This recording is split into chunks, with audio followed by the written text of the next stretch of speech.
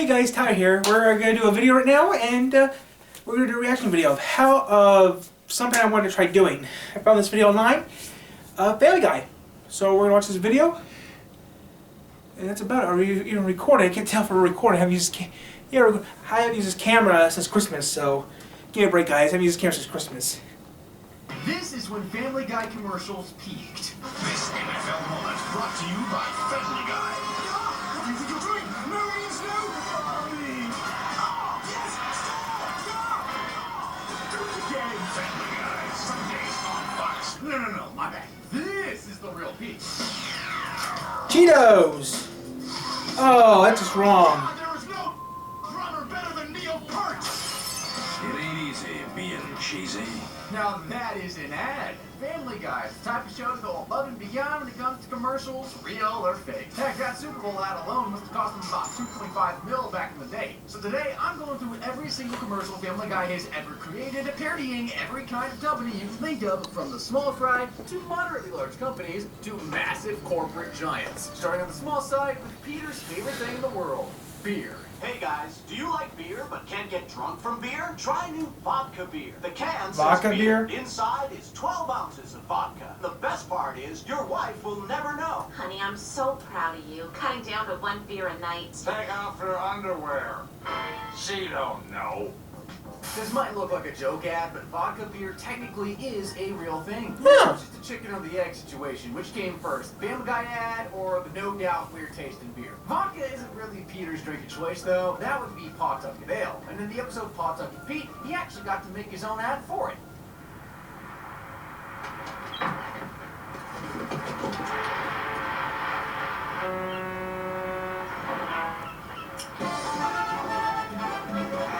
Pawtucket Patriot, the perfect beer for New England beaches. Pretty funny ad, but what I want to know is why everyone on the internet keeps talking about how accurate it is. Things can't be this cooked over in New England, right? Anyway, Pawtucket Ale isn't a real thing, and the show does have a lot of fictional brands to work with. But a good chunk of their parody ads are based on real-life brands we all know and love. Or hate. Yum, yum, yum, yum, yum, yum, yum, yum, yum, yum, yum, yum, yum. Scooter's peanut butter. So good, your baby will want to eat it in an airport bathroom. You've heard of Scooters, right? No? Well, that's because it's a parody of Skippy Peanut Butter. Never had Skippy. You've heard of Skippy, right? Ah, who cares? By the way, the writers over at Family Guy love to do that with their parodies, calling the product something that sounds similar, like they did for Mentos, or should I say, Mentos. But first, here's some context. Have you ever seen those ads where someone's in a bind, so they pop a Mentos, and somehow the sugary candy blesses them with insight to solve their problems? Well, Family Guy took that concept and ran with it. Life is getting to you, Mentos freshen up your life. Cause Mentos puts the fresh in life. Freshness just can't beat it. Mentos life.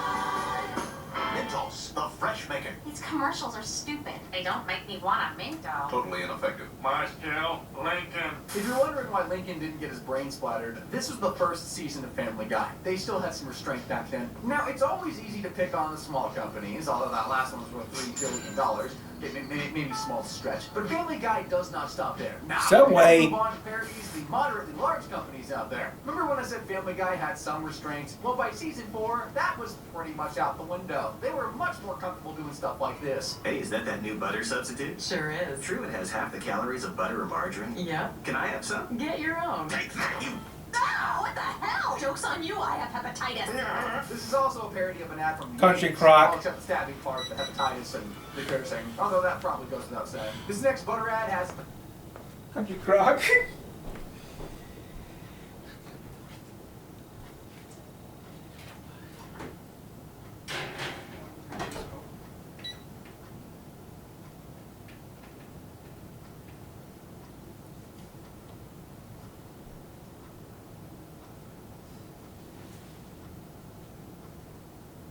$45 long enough. So 19, I'll put it for 25. Like a crispy. I make my videos. I'm glad I make my videos a couple days in advance before I air them. Sometimes I don't. But okay.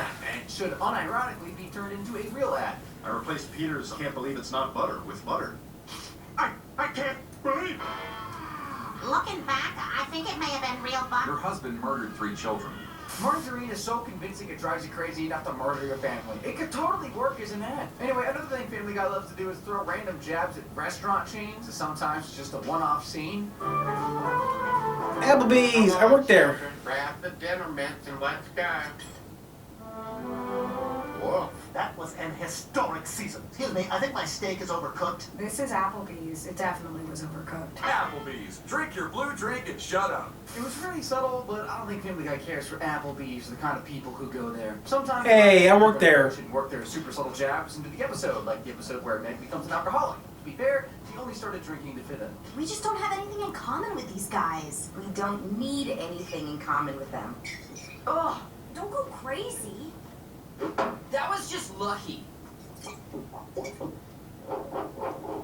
Oh, that's pretty. So good at casually tossing bottles over her shoulder so they land upright. And that's very popular right now because we've run out of things on Earth. She didn't even have to be peer pressured, she just went for it. Pretty soon she starts drinking all the time, at home, in the woods. She gets pretty popular for it. Her parents aren't exactly super jazzed about it though. You've been drinking, haven't you?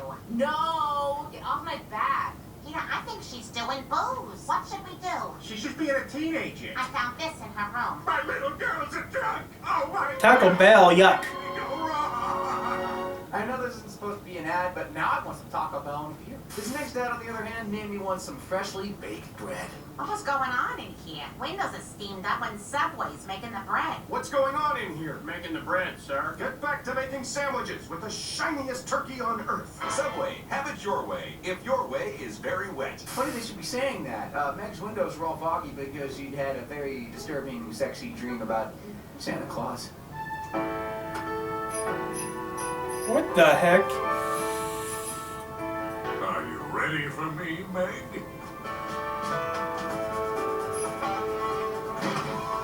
And she had that freaky dream because she had just gone through what can only be described as a life-changing experience with a mall Santa. Here you go, Stewie. Santa's no one to be scared of. He's kind and warm. He makes everyone feel so...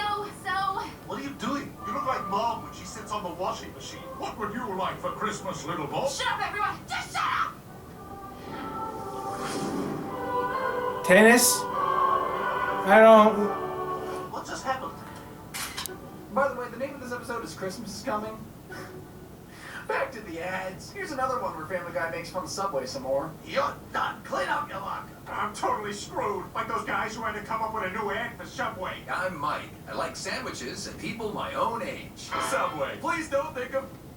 If you don't know what that's about, Jared Fogle, the Subway guy, popular for eating Subway sandwiches, I guess, kind of becoming the brand's unofficial mascot, was arrested in 2015 on charges of distribution and receipt of CP. Absolute complete disaster. By the time the next season of Family Guy came out, they just couldn't help themselves. But that's not even the crazy part. Family Guy actually made a real ad for Subway back in 2007. They called it Ode to the Subway Feast. Hey, tell me something. There's a delicious Subway food montage going on right behind me, isn't there? I can smell it. Well, that's gonna make it kind of hard to focus, but here we go. An ode to the Subway feast. Turkey, salami, cheese with roast beef, pepperoni and ham. Write this down. We got them all on freshly baked bread. The Subway feast. It's as big as my head. Beat that, Jared. Subway, eat fresh. Honestly, they should have just made Peter Griffin their mascot. He'd never do anything like what Jared did. I wouldn't do that. No, it's not even mine. I just clicked on it. It's not like it's gay corn. It was baby corn. Spoke too soon. Maybe they should pick someone else from the family to be their mascot, like Stewie or Brian. After all, they've run real-life commercials, too. Like this one for Wheat Thins. Hey, Brian, can I have some wheat thins? What? Wheat Thins? Wheat thins. Wheat thins. Why are you putting so much emphasis on the H? What are you talking about? I'm just saying wheat thins. Wheat thins. Wheat thins. Can I be in your commercial? No, it's our thing. We're doing it. Notice how they saved some money by using only characters Seth MacFarlane voices. I noticed that. We've seen real commercials. Now, what does it look like when Family Guy skirts the line between real commercial and parody? The answer? This Outback Steakhouse ad. Are you a fat bastard who loves eating at Outback Steakhouse? Thinks the portions are too small? Good news, fat ass. There's the Outback Steakhouse Extreme. We don't have a bloomin' onion. We have a bloomin' pumpkin. What the? Steaks. Wash it down with malt liquor and ranch dressing, you fat Outback Steakhouse Extreme. Punish your toilet. Makes me laugh every time. Tell me we aren't close to actually getting ads like this. This next ad, though, is a bit of a blast from the past, which, come to think of it, is a theme with these Family Guy parodies. This time they took the wholesome Pepper Ridge Farm ads and added a sinister twist to it. Remember those sweet, warm New England summers, sipping lemonade underneath a shady tree? Remember when you hit that pedestrian with your car and then just drove away? Pepperidge Farm remembers. But Pepperidge Farm ain't just gonna keep it to Pepperidge Farm self free of charge. Maybe you go out and buy yourself some of these Milano cookies. Maybe this whole thing just disappears. They should totally make blackmail ads a thing. Those cookies would fly off the shelves. This next ancient ad is so obscure that even the writers had to point it out. Let me know if you can figure out what this is a reference to. Please pass the old fruit. Pass them all fruit. Would you please pass the jelly? Did you get it? Because I sure didn't. Lucky for us, Peter Griffin is here to explain the joke. We're concerned that many of you Family Guy fans didn't get that reference. So I'm going to take you through the actual commercial. Please pass the old fruit. Clearly the matriarch, she's got the most pearls. Pass the Polaner all fruit. Weird tension there. Here's where it all goes to hell. Would you please pass the jelly? If they know this guy, why are they surprised by the way he talks? And if they don't know him, why is he at the table? Now you have the information that would have made that funny had you had it going in. Oh, wait, maybe I should have explained the joke before playing the ad. Well, worry not, because the episode is going to give us one more chance to find it funny. Please pass the aspic. I'll have the aspic. I will have the aspic. Please pass the beef jelly. Aren't you glad we did all that work earlier? No, not really. I wouldn't call that one much of a knee slapper. Allow me to cleanse your palate with one of the most creative parodies the show has ever done. It's a play on the York Peppermint Patty ads. Really? Once where you take a bite of the thing and you feel like you're on top of the world. When I bite into a York peppermint patty, I get the sensation. Of being on a frozen mountaintop. It has been 2 months since I made the tragic choice to bite into a York peppermint patty. Oh, I remember this Still, one now. I have made no progress finding my way out of the mountains. The only food I have is the rest of this York peppermint patty, which keeps bringing me back to the top of the mountain. If anyone finds this, tell my family I love them. Of being on a frozen mountaintop. I think we can all agree Family Guy is pretty good at this whole parody thing, especially with this next ad I'm about to show you. They really captured what these commercials look like to a kid. Kids, kids, kids! Stretchy, fun! Hasbro's best thing ever! Sticky, bouncy, fun! No, it wasn't fun. Yeah! Toss it! Swim it! Ah! Eat it! Whoa! Hasbro's best thing ever! Ah! It's so awesome! I want it! The only thing missing is the 3-paragraph long terms and conditions at the end. I don't know how they do it, but they make these products look good. Like this run-of-the-mill unbranded ball in a cup. Hey, kids Oh. of America, it's I had Ball in one. a Cup. Who needs video stimulation when there's ball in a cup? Mexico's favorite toy for over 340 years. Toss the ball, catch it in the cup, dump it out of the cup, toss it, and catch it in the cup again. The ball is on a string and attached to the cup. There's no worry if you don't catch the ball in the cup. Why spend another day not catching a ball in a cup when you could be catching There a actually ball is one work for that. $3.50. $3.50. I think the Before rule. we move on to Family Guy parodying some of the biggest corporations in the world, let's check out the significant chunk of Family Guy ads that are just straight up made up brands. Like this ad for all the animal lovers out there.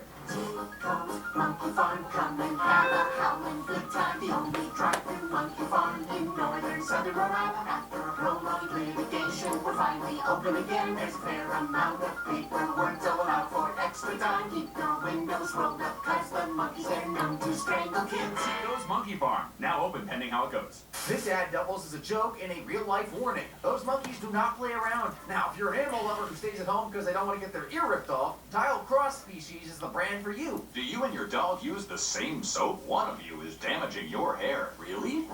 Dial Cross Species is specially formulated for both humans and dogs. You'll like that it gets you clean. He'll like that it smells like beef. Are you showering with the dog again? What the hell? Hey, far be it from me to spoil your fun. Shower with your dog all you want. Just use dog-friendly soap. It'll make your hair super shiny and trust. Among Family Guy's catalog. Oh, wait, 2 bands. Like wacky waving inflatable arm flailing tube man. Try saying that 3 times fast. Wacky waving inflatable arm flailing tube. I like this one. I'm Al Harrington, CEO of Wacky Waving Inflatable Arm Flailing Tube Man Emporium. Thanks to a shipping error, I am now overstocked on Wacky Waving Inflatable Arm Flailing Tube Man. I am passing the savings on to you. Attract customers to your business. Keep Grandma company. African American, hail a cab. Testify in church. Just raise the roof. Come on down to Wacky Waving Inflatable Arm Flailing Tube Man Emporium, Route 2 in Weekapaug. He makes it sound so easy. Truly a classic. Here's another classic that really needs to leave funny joke territory and become a real thing. What's wrong? I want to, but I'm just so cold. There's no answer for that problem. Now there is. If you're anything like me, the #1 problem is that you can't just anywhere. Now you can. The yank it makes it look like you're sipping a beer. Meanwhile, your real hands are going to town. What are you doing? Let's watch a Scarlett Johansson movie. Sporting events. On the job. It's not just what I don't think that would be a good idea to have. It's how you talk to it. Did you actually do that one time? Yes, honey. No. You are powerful. Oh yeah, I did that one time, I think. Cheerios. Made with whole grain oats and a whole lot of heart. What's my name? Doesn't matter. Can't remember. Right, March 6th. What's your name, Pete?